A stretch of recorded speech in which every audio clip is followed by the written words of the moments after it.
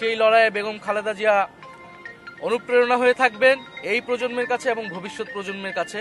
আমরা চেয়েছিলাম, মহান আল্লাহর কাছে আমরা দোয়াও জানিয়েছিলাম যাতে তিনি এবারও সুস্থ হয়ে ওঠেন, কারণ বাংলাদেশ যেই সংকটকালের মধ্য দিয়ে যাচ্ছে 24-এর গণ অভ্যুত্থান পরবর্তী সময়ে আমাদের যেই গণতন্ত্রের অগ্রযাত্রা শুরু হয়েছে নতুন করে, এই সময় বেগম খালেদা জিয়া জাতির অভিভাবক হিসেবে ছিলেন। আমাদের এই ক্রান্তিকালে ওনাকে অনেক প্রয়োজন ছিল, ওনার উপস্থিতি। বেগম খালেদা জিয়া বাংলাদেশের ইতিহাসে, বাংলাদেশের গণতন্ত্রের সংগ্রামে, সার্বভৌমত্বের সংগ্রামে অবিস্মরণীয় হয়ে থাকবেন।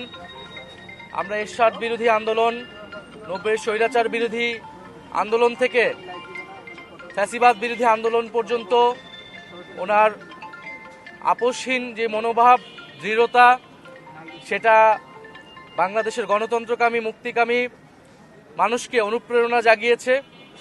এবং আমরা বিশ্বাস করি বাংলাদেশের সার্বভৌমত্ব রক্ষার্থে, আধিপত্যবাদ মুক্ত করতে বাংলাদেশকে এবং গণতন্ত্র প্রতিষ্ঠার এই লড়াইয়ে, যেই লড়াইয়ে আমরা 24-এর প্রজন্ম আবারও শুরু করেছে, সেই লড়াইয়ে বেগম খালেদা জিয়া অনুপ্রেরণা হয়ে থাকবেন এই প্রজন্মের কাছে এবং ভবিষ্যৎ প্রজন্মের কাছে।